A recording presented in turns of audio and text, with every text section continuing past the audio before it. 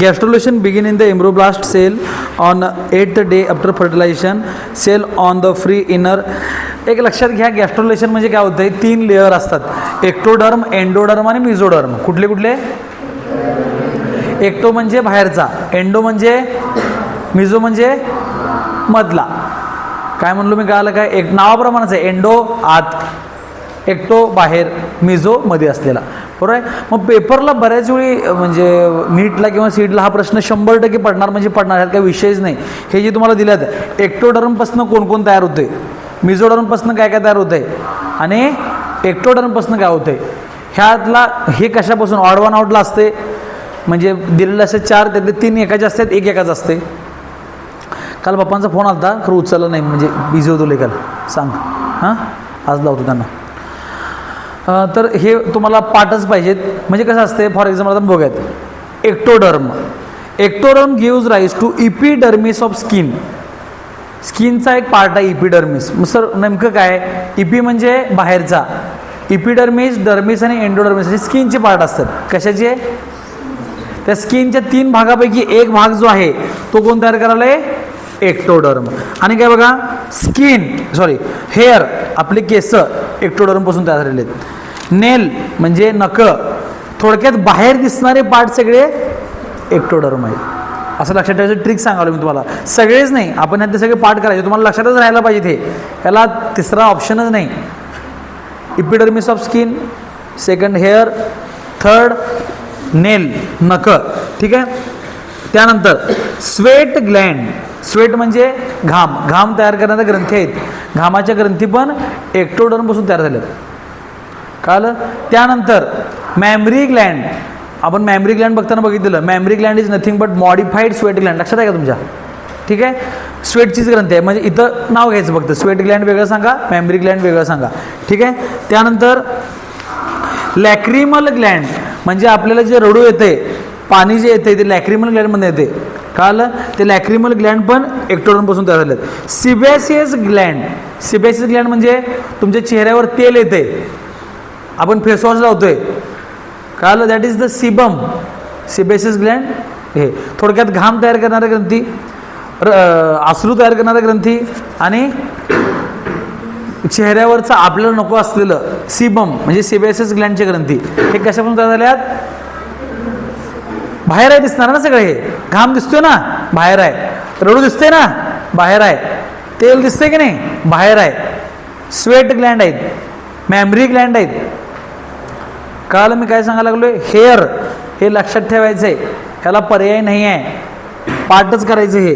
त्यानंतर बघा, cornea, lens, रेटायना. डोळ्याचं structure पण बघितलं काय? शिकवले. त्यातलं कॉर्निया, लेन्स, रेटायना हे डोळ्याचे 3 पार्ट एक्टोडर्मपासून तयार होतात. कळलं? बरोबर आहे, सांगितलं असतं बरोबर आहे ते मला. हे बस काय त्याला पाणी पिलं खोकला जातोय. कोण डॉक्टर आहे दिवसाना? कंजंक्टिव्हा. त्यानंतर नेझल इपिथिलियम. नेझल म्हणजे नाक, इपिथिलियम म्हणजे नाकातलं आपलं हे इपिथिलियम आहे, इपिथिलियल सरफेस, ते पण ह्याच्यापासून तयार होते. Enamel of teeth. टीथ म्हणजे दात, इनेमल म्हणजे दातावरचं कवरिंग. कळालं? आपण दात तुझी पिवळी झाल्यात म्हणतोय की, म्हणजे इनेमल खराब व्हायला लागले. आता कळालं मी काय म्हणाले? हां. इंटरनल आणि एक्सटर्नल इयर आपण शिकवलं होते. इयर म्हणजे कान, बाहेर दिसणार, आणि इंटरनल दोन्ही पण ह्याच्यापासून तयार झालेत. आणि काय? Foregut, hindgut, adrenal medulla. Medulla ग्रंथी आपण झाले शिकवलं का तुम्हाला कधी? किडनी चॅप्टर शिकवलं, तिथं हे असते. Anterior and posterior pituitary. Pituitary ग्रंथी शिकवलेली असते बऱ्याच वेळी, किंवा सीएनए चॅप्टरमध्ये होत असते. ही पिट्युटरी नावाची सगळ्यात महत्त्वाची ग्रंथी असते. आणि ही कशापासून तयार झाल्या? एक्टोपासून आहे. लक्षात ठेवा, हे एक्सेप्शनल आहेत. आपल्याला काय वाटते पिट्युटरी ग्रंथी कुठं आहे? मेंदूच्या आत. मग ही कशापासून पाहिजेत? एंडोडर्मपासून. पण तसं नाही आहे, थोडे एक्सेप्शन पण आपल्याला पाठ करायचे आहेत. Pinal Gland, entire nervous system, पूर्ण मेंदूचा भाग जो आहे तो एक्टोडर्मपासून तयार झालेला आहे. कळलं? काय काय लक्षात राहिलं तुमच्या? सांगा भाऊ मला. आता पहिलं काय होतं? पुस्तकात बघा आणि मना 5 वेळा. चला हां, व्हिडिओ थांबव रे. हा, वरून चालू करायचं. ठीक आहे. पुस्तकाप्रमाणे चालू करू नका, माझ्याप्रमाणे सगळं. पहिल्यांदा काय, स्किन लक्षात ठेवा पूर्ण अंगावरची, बाहेरचा पार्ट एवढं तर लक्षात आलं.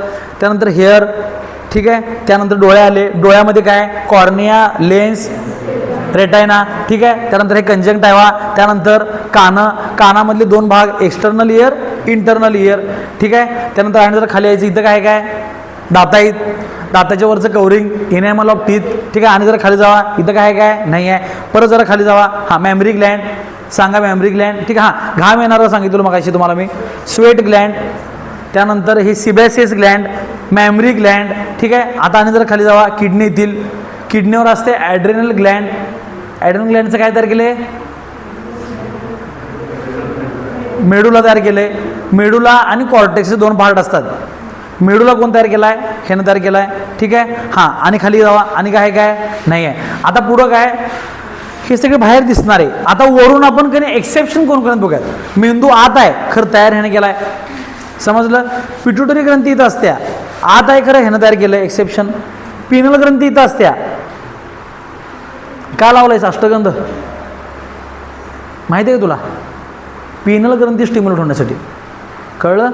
ज्याची पिनल चांगली असत्या, पिनल नावाची ग्रंथी जी चांगली असत्या, तिचे हार्मोन सगळे बॅलन्स असतात, तो माणूस एकदम व्यवस्थित राहू शकतोय. आणि म्हणून अष्टगंध लावायचा असतोय, आणि म्हणून अंगाला लावायचं असतोय, आणि म्हणून गंध लावतात मुली, म्हणून कुंकू लावायचं असते. कळलं मी काय सांगायला लागलोय. मी तुम्हाला दोन्ही पण सांगतोय, शास्त्र आणि सायन्स काय दोन्ही पण.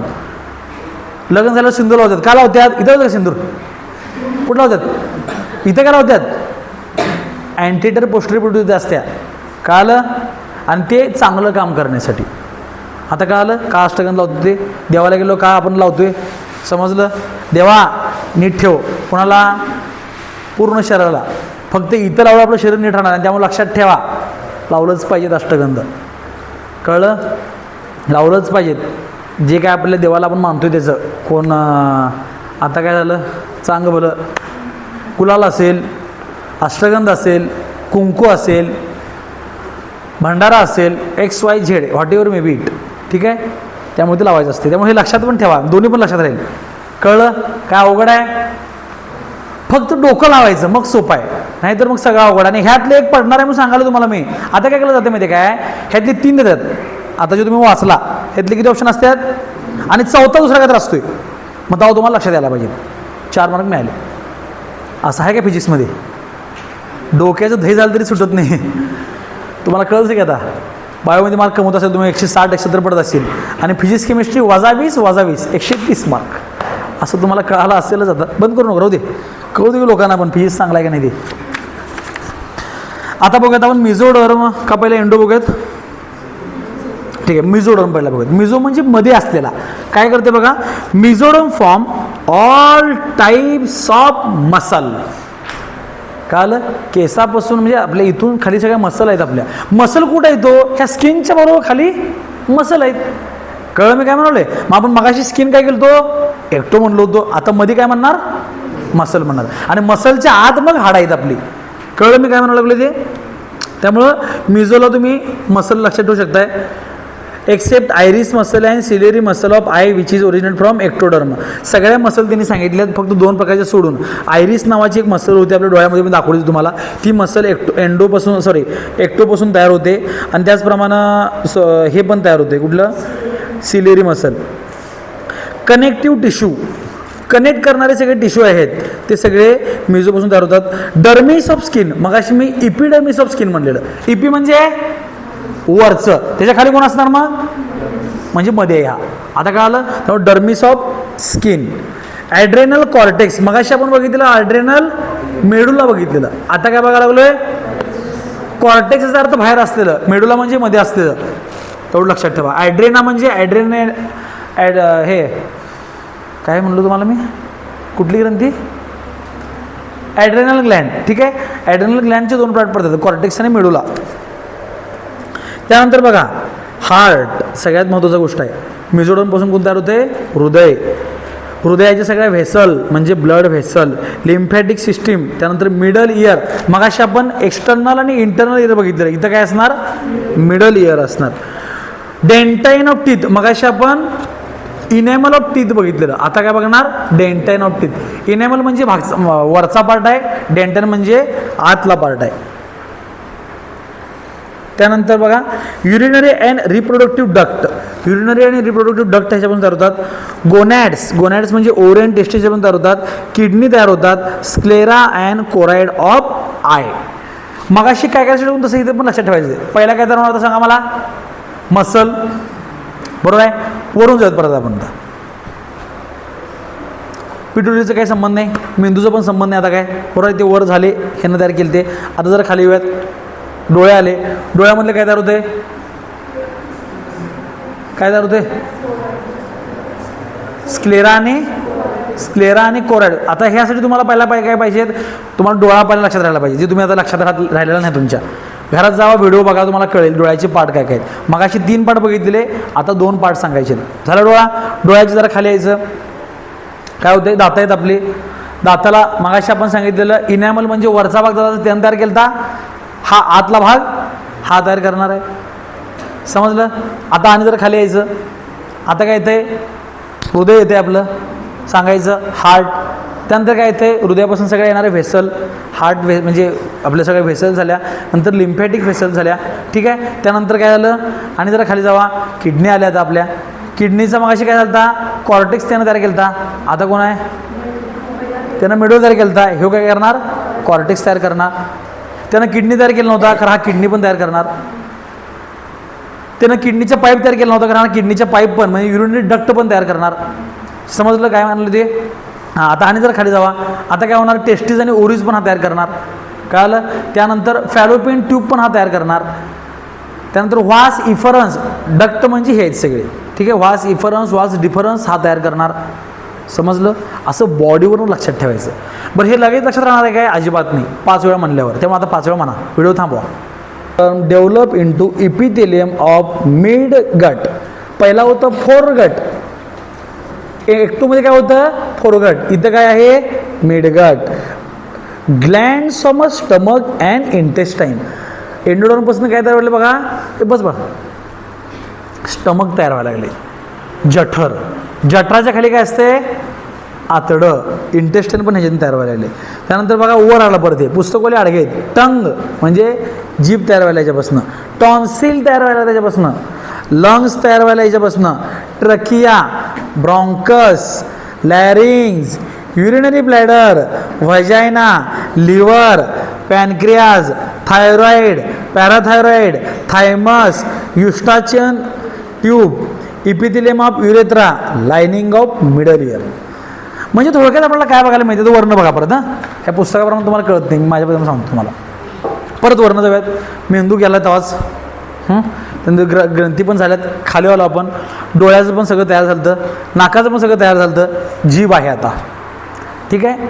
टंग, ठीक आहे. टंग नंतर काय, मग नंतर असते टॉन्सिल आहे, ठीक आहे. त्याच्यानंतर असते आपलं, आपण आता काय करूयात, इसोफेगस कसं गेलं बघा.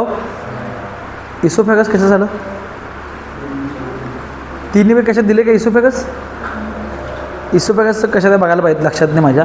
बरं, आपण आता श्वास घेतले तर कुठं होते, पहिल्यांदा लॅरिंग्समध्ये जातोय, ठीक आहे. लॅरिंग्स नंतर ब्रॉन्कस, त्यानंतर ब्रॉन्क्युल्स, त्यानंतर लंग्स. कळलं. म्हणजे रेस्पिरेटरी सिस्टीम पूर्ण ह्याच्यापासून तयार झाल्या. कळलं. सेकंड थिंग, आता डायजेस्टिव्ह सिस्टम ह्याच्यापासून तयार झाल्या. कसं काय डायजेस्टिव्ह सिस्टम आता बघत.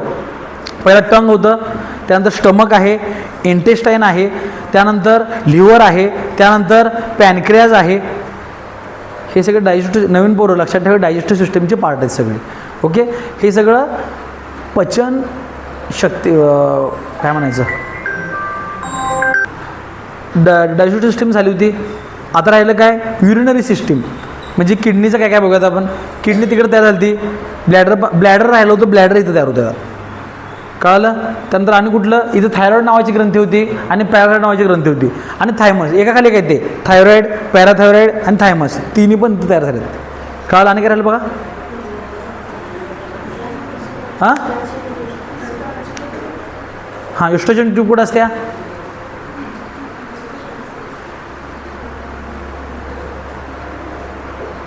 हां कानात असत्या, हां हार्टला असत्या, बघून सांगा मला उद्या.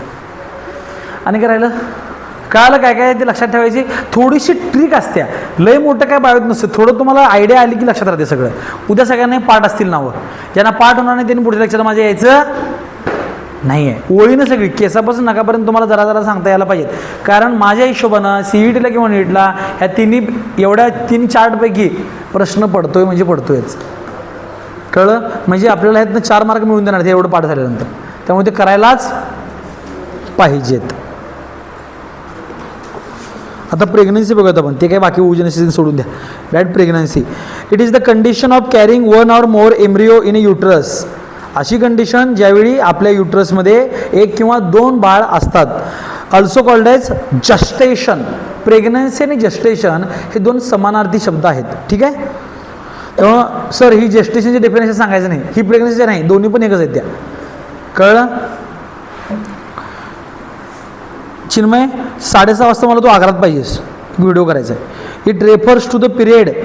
कारण काय सांगायचे नाहीत. ठीक आहे. हां, मोबाईल घ्यायचा आणि टाम्या द्यायचं. यु नो टाम्या काय, टाम्या काय, टॉमी म्हणतो का पण, हे टॉमीकडे काय झालं, काय तुम्हाला कळलं. It is a period between fertilisation of egg up to the पार्च्युरेशन.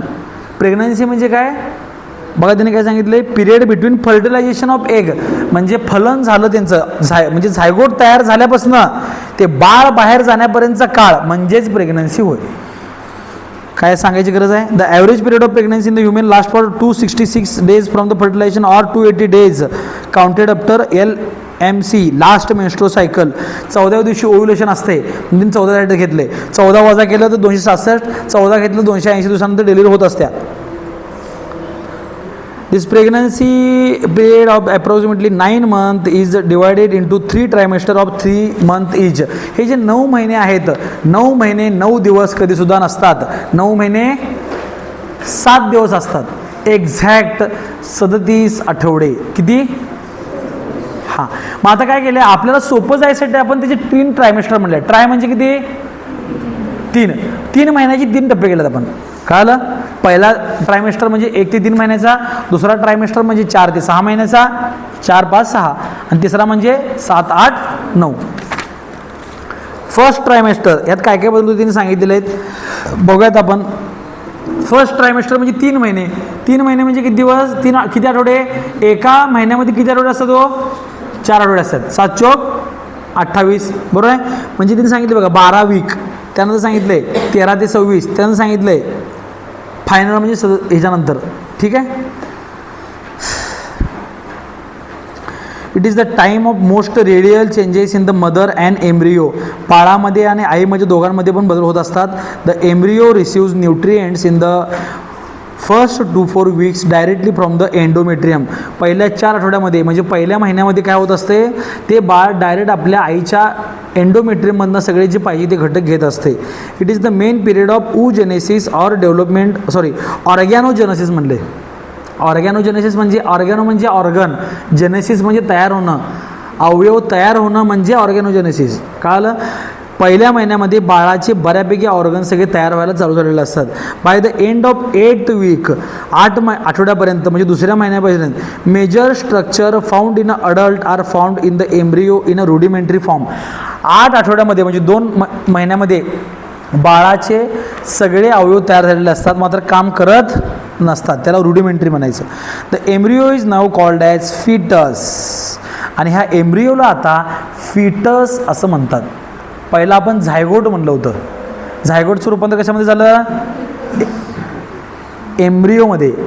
एम्ब्रिओचं रूपांतर आता कशामध्ये झालं, म्हणजे बाळामध्ये सगळे अवयव ज्यावेळी तयार होतात, काम करायचं का नाही पुढचा विषय, तयार झाले त्याला काय म्हणणार आपण, त्याच्यात काय म्हणत होतो म्हणा, एम्ब्रिओ म्हणा 5 वेळा.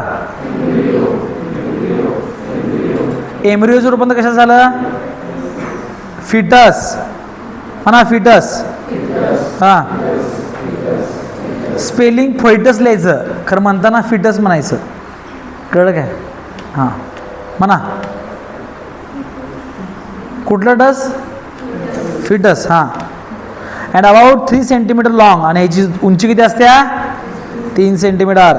द आर्म्स, हात, आर्म म्हणजे हे काय म्हणायचं याला, ह्याला आर्म्स म्हणतात, ह्याला हँड म्हणतात.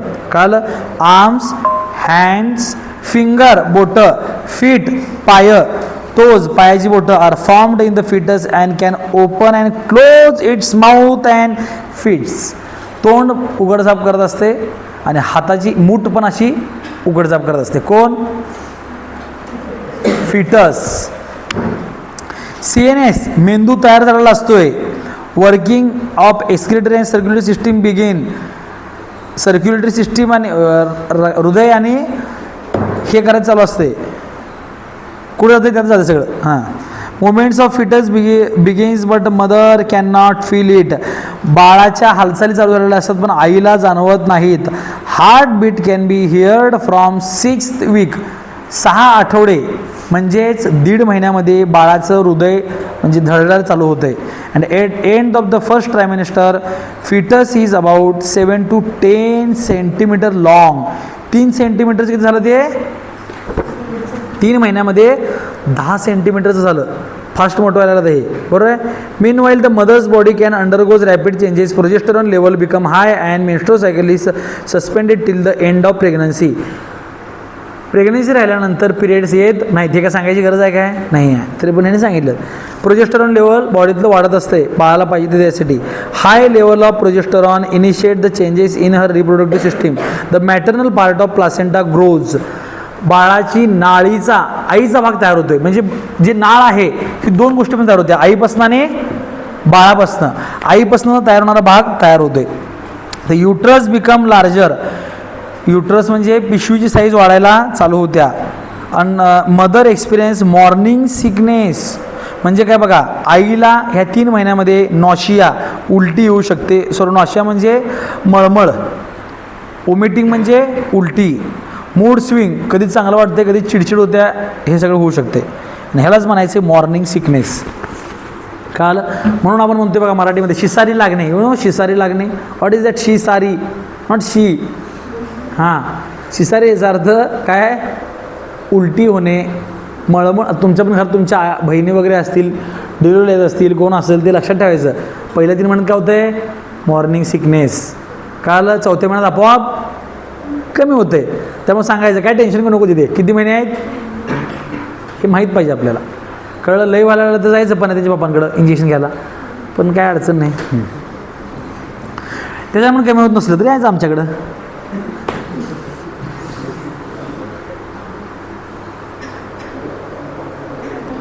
असं काहीतरी करून दाखवा, जग ते तुमच्यासारखं करायला पाहिजे. सेकंड ट्रायमिनिस्टर काय होते बघा, the period of rapid growth of fetus. ह्यात बाळाची वाढ होते. Uterus grows enough for the pregnancy to become obvious. The foetus is very active and grows about 30 centimetre. तिकडे किती होतं, 10, आता किती झालं, म्हणजे डबल वाढलं परत ते. Development of brain begin. मगाशी मेंदू तयार झालता, आता काय व्हायला लागले, त्याची म्हणजे फंक्शनल व्हायला लागले ते. हार्मोन लेवल स्टॅबिलाइज, हार्मोन नीट व्हायला लागले, मग मूड स्विंग थांबला.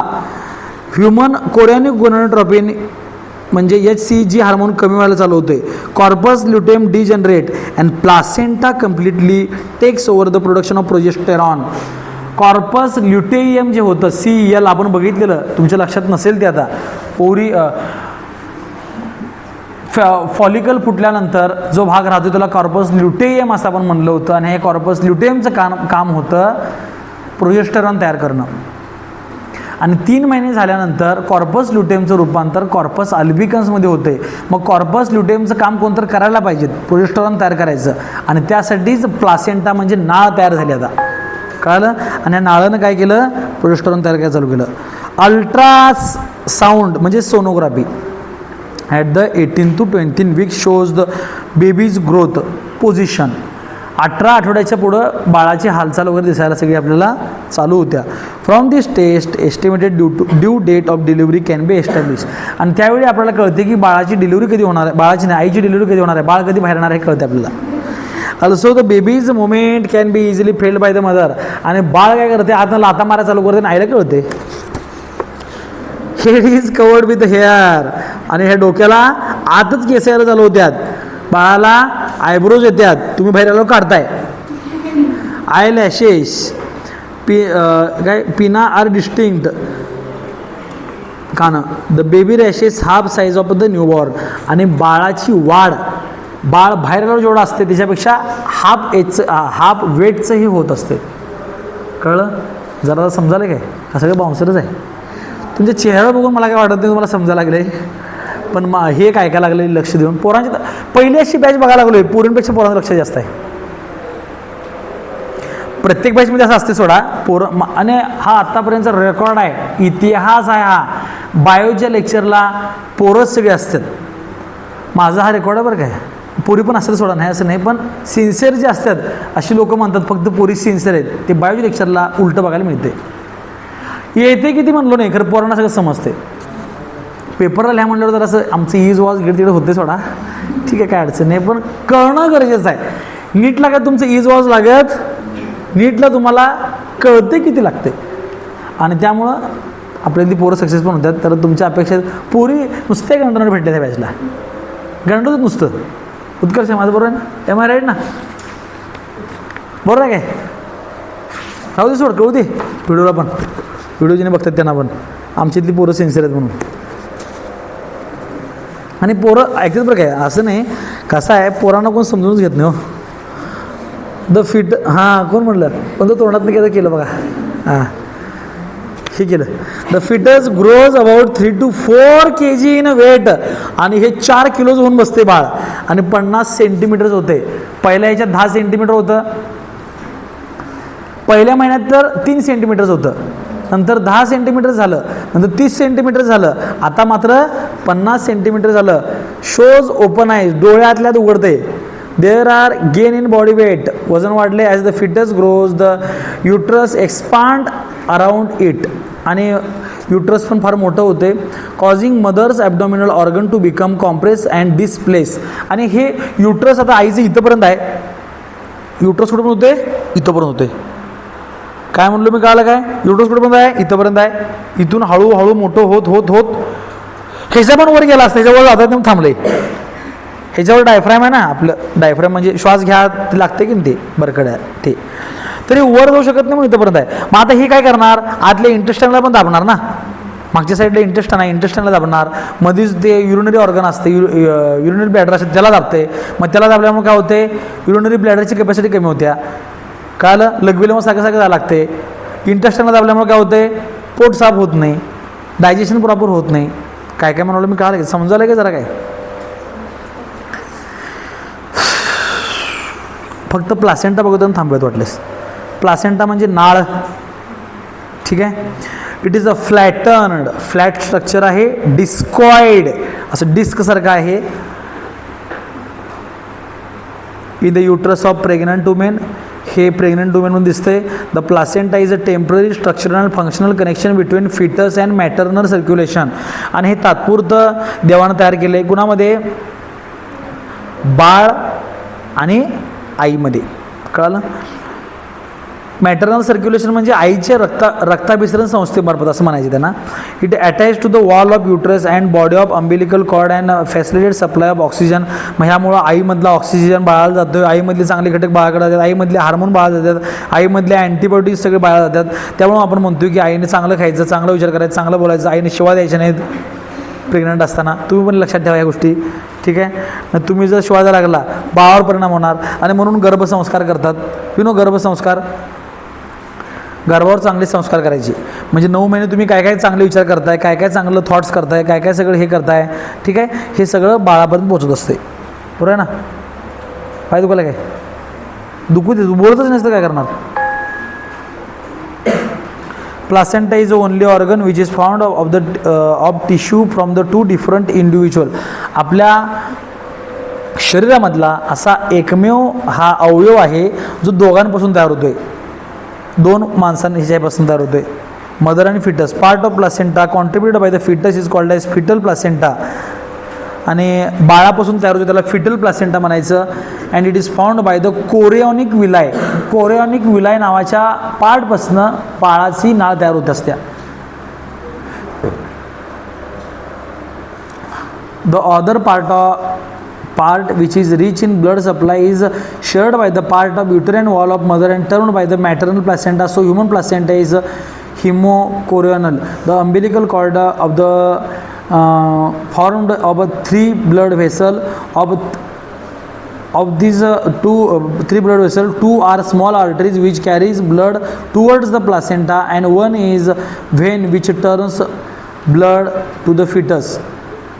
नंतर बघा, the placenta also act as a endocrine tissue. हे प्लासेंटा तुम्हाला माहिती सांगितलं ह्युमन गोरॅनोट्रॉपिन तयार करत असते, म्हणजे प्रोजेस्टेरॉन तयार करत असते. इस्ट्रोजन आणि रिलॅक्सिन नावाचे हार्मोन तयार करत असते. Relaxin is secreted by the placenta in a later phase of pregnancy. Level of human gonadotropin increases up to the end of first trimester and then decline. By the end of first trimester, progesterone is produced by the placenta. This hormone required for the fetal growth and maintenance of the pregnancy. Pregnancy राहण्यासाठी progesterone नावाच्या हार्मोनची फार फार फार गरज असते, जे हे नाळ तयार करत असतं. आणि 3 महिन्याच्या अगोदर कॉर्पस ल्युटेयम तयार करत असतं. काल मग ज्या आईचं सारखं सारखं ॲबॉर्शन होते त्याला काय कमी पडलेलं असते? प्रोजेस्टेरॉन. मग डॉक्टर काय करत असतील? प्रोजेस्टेरॉनचं इंजेक्शन देत असतील. काल मी काय म्हणलं, असं जर लॉजिक लावायचे, मोठे मोठे लॉजिक लावत नाही, लहान लहान लॉजिक तुम्हाला मी सांगायला लागलो. समजलं? पार्च्युरेशन म्हणजे काय बघत आपण, humans are viviparous as they give. डाव गणला माहिती, लगेच कोण वाकडं करते ते मला माहीत असते, लगेच बघतो मी असं.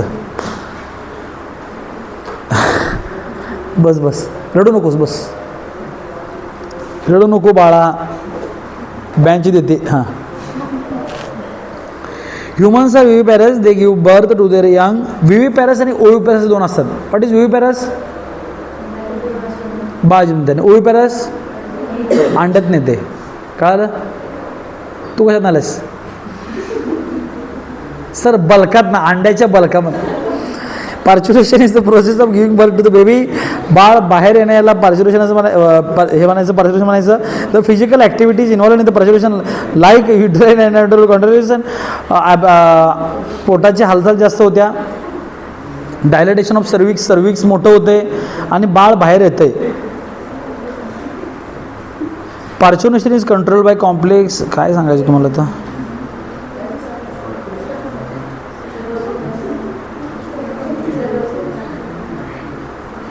ह्यात ऑक्सिटोसिन फार वाढते, लक्षात ठेवा.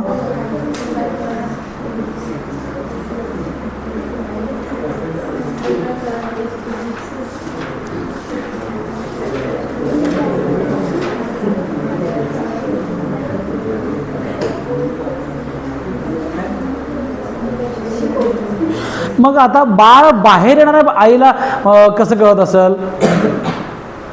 ॲड्रिनोकॉर्टिकोट्रॉपिक हार्मोन नावाचे एक हार्मोन असते, ACTH. म्हणा ACTH 5 वेळा म्हणा.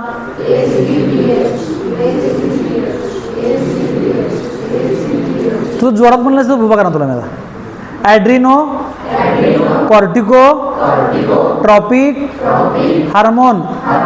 ॲड्रिनो कॉर्टिको ट्रॉपिक हार्मोन कोण तयार करते?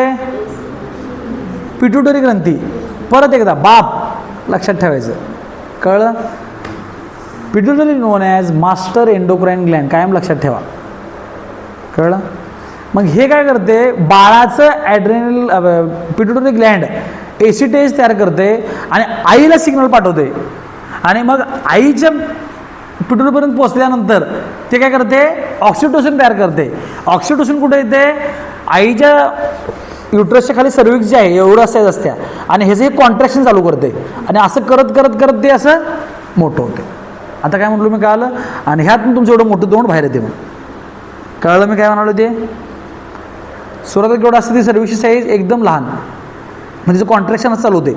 हळूहळू असं कॉन्ट्रॅक्शन वाढत वाढत वाढत वाढत ऑक्सिडोसिन जेव्हा वाढेल तेव्हा हे एवढं मोठं होते आणि ह्यातनं मग तुमचं तोंड बाहेर आलं बाय फ्लॅपिंग ऑफ द फंटानेल्स. म्हणजे हे आपलं हे वरची कवटी आहे की नाही, अशी कवटी एकच नव्हती, ही अशी इथनं चिरलेली, अशी इथनं हे असतात, इथे हे असते. तुम्हाला शिकवलं फ्रंटल, परायटल, ऑक्सिपिटल, शिकवलं काय? कोणाला शिकवलं? तुम्हाला शिकवलं काय? शिकवलं का? मला माहिती शिकवलं का ते असं. मग हे सगळे बोन असतात. हे काय करते मध्ये का? मग अशी बघा, हे येत आहेत का? 2 आहेत अशी. हे असे एकावर चढते, जरा का साईज कमी. हे आहेत की नाही हे इकडं सरकतात असं करत हे असं बारकं तोंड होते ना बाहेर येते बाहेर आलं की परत मोठं होते समजलं गॉड इज ऑलवेज ग्रेट